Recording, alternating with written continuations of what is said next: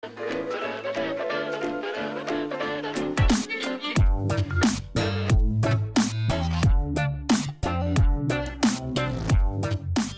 bien, salut à tous les amis, c'est le Chauve et bienvenue pour ce premier épisode de Divertissons-nous un peu hors série. Et aujourd'hui, on va procéder à une petite interview avec Jérémy, qui était le premier du dernier classement, c'est-à-dire épisode numéro 2, la chaîne Débat Scientifique. Salut à toi.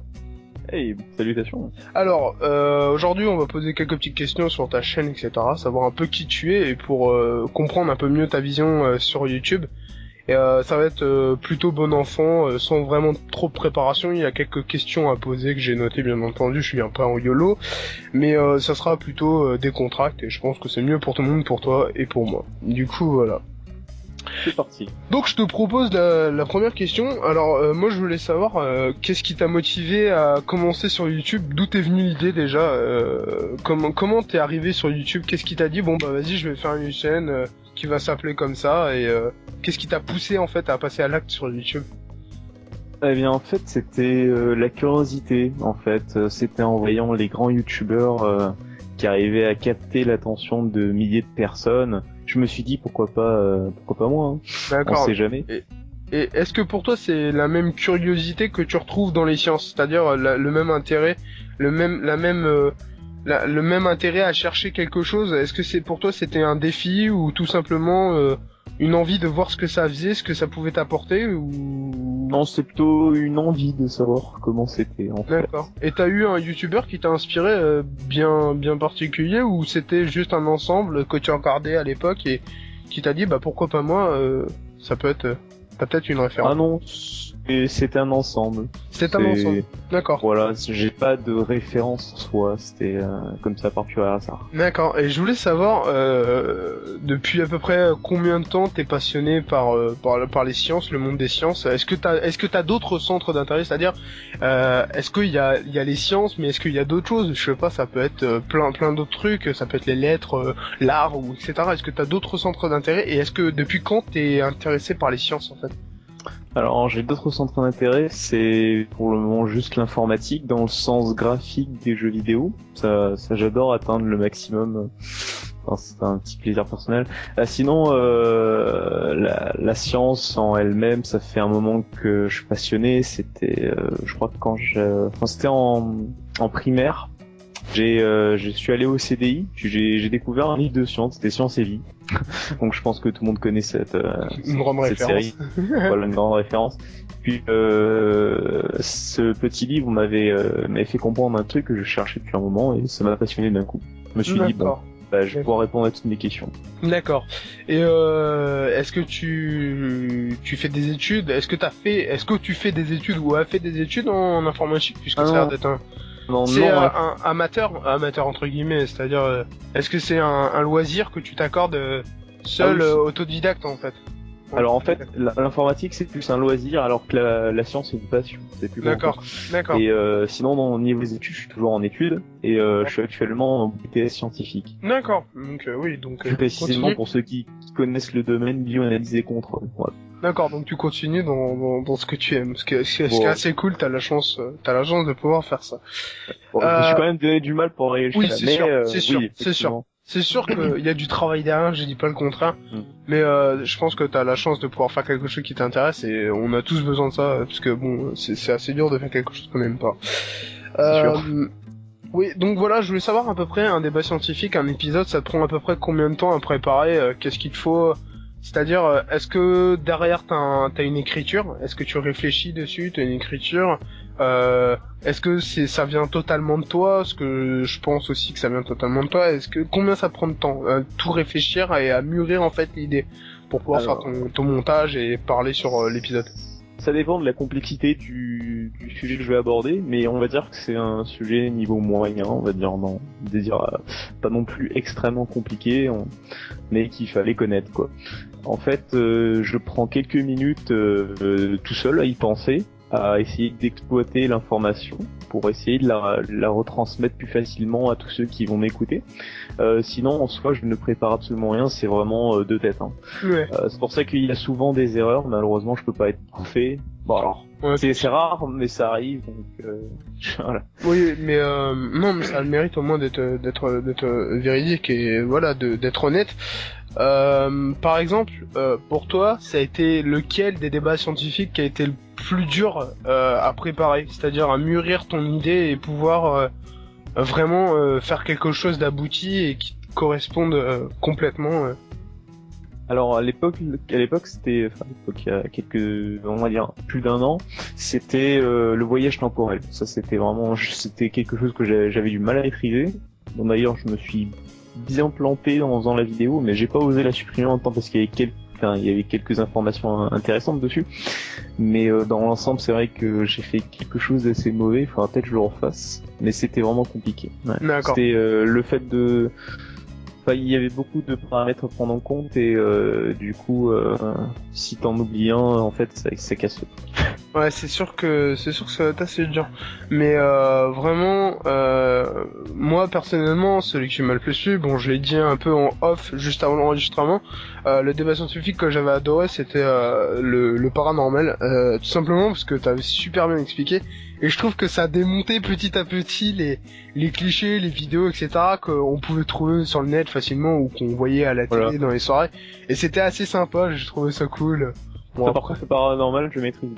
Ouais, tu maîtrises. Mais on a tous des sujets où on maîtrise un peu mieux et ça se comprend totalement. Je voulais savoir, est-ce que t'as d'autres projets pour ton futur YouTube, c'est-à-dire est-ce que tu comptes peut-être faire je sais pas moi une sorte de, si t'apprends un peu plus au niveau montage, je sais pas comment tu te débrouilles hein, je suppose, je fais que des suppositions. Imaginons, je sais pas, faire une sorte de petit je sais pas moi tes facecam et je sais pas moi t'as quelqu'un avec toi, tu débats autour d'un sujet. Est-ce que t'as d'autres projets en cours? Est-ce que tu comptes faire autre chose, un autre format d'émission, de débat pour pouvoir agrémenter ta chaîne ou rester un bout de temps sur ce format qui te correspond très bien? Bah, c'est envisageable de voir les choses plus grandes, mais dans l'ensemble, c'est vrai que je suis bien dans mon conformisme actuel. D'accord. Mais c'est-à-dire, je vais voir, mais donc, je sais pas, parce que ça fait beaucoup de temps. Ce qui peut te freiner, voilà, c'est ça, c'est le manque de temps, la vie étudiante à côté, la vie réelle, c'est sûr, on a tous une vie à côté. Et ce qui pourrait te manquer, c'est ça, c'est le temps en fait pour pouvoir diversifier tes programmes. Voilà, c'est ça. En gros, d'accord. Je voulais savoir, est-ce que t'as toujours utilisé YouTube? Est-ce que YouTube a toujours été la seule plateforme qui t'a servi à exprimer tes idées et ta connaissance aux autres? Est-ce que ça a été seul le moyen de partage ou est-ce que t'as utilisé les grands réseaux sociaux tels que Twitter, Facebook? Est-ce que t'as déjà eu un blog ou quelque chose comme ça qui t'a permis d'abord de pouvoir te conforter dans cette idée de partager ton idée et ta connaissance et voir ce que ça pourrait faire par la suite, ou est-ce que t'as déjà intégré YouTube tout de suite en disant bon bah voilà, je sais très bien ce que je veux faire tout de suite? Ah non, c'était YouTube directement. YouTube direct. C'est un minimum la plateforme, donc je me sentais plus à l'aise. Alors que ailleurs, bon, c'est un peu plus compliqué. Voilà, YouTube c'est facile. En fait. D'accord, YouTube c'est facile. Ouais, c'est une façon de voir. Est-ce que t'as déjà pensé à passer un partenariat? Bon après là, ça devient un peu plus on va dire pro. Est-ce que t'as déjà eu des propositions de partenariat par YouTube, etc. pour peut-être pouvoir décoller un peu plus, parce que bon, t'as déjà une bonne chaîne, hein, 18 000 abonnés, ce qui est déjà un bon chiffre, on va pas se mentir. Est-ce que t'as déjà pensé pouvoir passer un partenariat avec YouTube, peut-être pas forcément dans un but lucratif, parce que certains vont dire direct ouais mais dans le partenariat ça rapporte de la thune. C'est pas forcément de la thune, mais c'est que ça diversifie l'audience et ça permet d'apporter beaucoup de vues en plus, et donc agrandir sa communauté. Et beaucoup souvent tracent un trait direct sur agrandir la communauté et se faire du fric, ils le mettent bien en gras et bien surligné. C'est pas avec YouTube qu'on peut gagner notre vie et pas à 20 000 abonnés. Ouais. Non, mais les partenariats actuellement, je suis avec Machinima, mais pour être franc, vu ce que je gagne, pour te dire, je pense que je pourrais payer un McDo par mois. Oui, d'accord. Donc comme tu vois, je roule pas sur l'or, faut pas apprécier. Il y a un peu des clichés. Ceux qui gagnent vraiment beaucoup d'argent, après ça m'en regarde pas, hein, tant mieux pour eux. J'aimerais être à leur place moi aussi, n'importe qui. Hein. Hein. C'est plutôt à partir de 100 000 abonnés là qu'on commence à gagner des sommes intéressantes. Mais sinon, au niveau partenariat, on m'a proposé quelque chose d'intéressant récemment. C'est une chaîne canadienne. Une chaîne télé, hein. C'est pas une grande chaîne, mais c'est une petite chaîne un peu comparable là actuellement en France à un petit Arte si on préfère. D'accord. Qui m'ont proposé un petit poste temporaire pour faire voilà des petites chroniques quoi. Voilà, c'est ça. C'est sympa. Bon, après, j'ai pas encore donné ma réponse, que je sais pas ce qu'ils veulent en échange. Enfin, si je dois aller au Canada tout le temps, tout ça, je sais pas. C'est cool, c'est une belle perspective. Bon, après, à voir si tu peux être en moyen d'accepter et voir un peu plus ce que ça propose. Et voilà, concernant tes autres passions, par exemple, le gaming, c'est le gaming qui t'intéresse, l'informatique. Est-ce que ça t'est déjà... Tu m'as dit que t'étais plutôt graphisme. Est-ce que t'as déjà participé ou envisagé, ouais, c'est ça, l'idée de participer à un projet commun pour faire un petit jeu, tu vois, genre, c'est une petite réalisation gaming pour tester si t'étais apte à pouvoir concevoir quelque chose en équipe, ou est-ce que tu préfères être solo? Après, je réalise rien en soi, je fais que profiter du jeu. Oui, voilà. Voilà, c'est tout. D'accord, ok. Et par exemple, est-ce que t'as des jeux de prédilection? Est-ce que t'es plutôt FPS, plutôt open world? Est-ce que t'aimes plutôt les jeux genre, je sais pas, on va passer par les grands classiques, Minecraft, Terraria et tout comme ça. Est-ce que t'es plutôt Call of?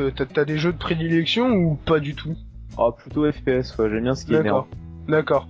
Et j'avais vu justement ta vidéo qui m'a fait découvrir ta chaîne, c'était les bienfaits des jeux vidéo, et ça m'a fait rire tout de suite en début de vidéo. T'avais dit ouais, donc je les descends assez souvent, et ça m'a fait beaucoup rire parce que bon voilà, c'était super sympa, c'était c'était honnête de ta part. Du coup voilà, bon bah je pense qu'on va arriver à la fin de cette petite interview, hein. C'était rapide mais très synthétisé. Je te remercie en tout cas Jérémy, merci beaucoup de ton écoute.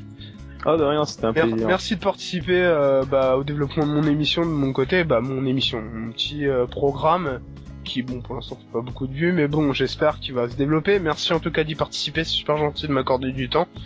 J'espère que pour toi, ça va aller beaucoup mieux, que tu vas pouvoir encore te développer et faire beaucoup de choses. Je te souhaite que le meilleur sur YouTube, la réussite, et puis j'espère pouvoir te reparler peut-être dans 4 ans et que t'auras doublé ta communauté. 4 ans. Je serai peut-être plus sur YouTube, je sais pas. Dommage. En tout cas, merci beaucoup, et puis je te souhaite bon courage pour la suite. De rien, merci à toi, et puis bonne chance à toi aussi, bonne continuation. Merci beaucoup. Voilà les amis, c'est la fin de cette interview, j'espère que ça vous a plu. En tout cas, je vous invite à liker la vidéo, la partager, et à vous abonner si c'est pas déjà fait. Dites-moi dans les commentaires ce que vous en pensez, si ça vous plaît ce petit format d'interview. C'est la première fois que je fais ça, on va dire sur ce format-là. J'en ai fait avant, mais vous étiez pas là. Bon, c'est toute une histoire. Enfin bref, je vous raconterai ça plus tard. Et d'ici là, tchuss!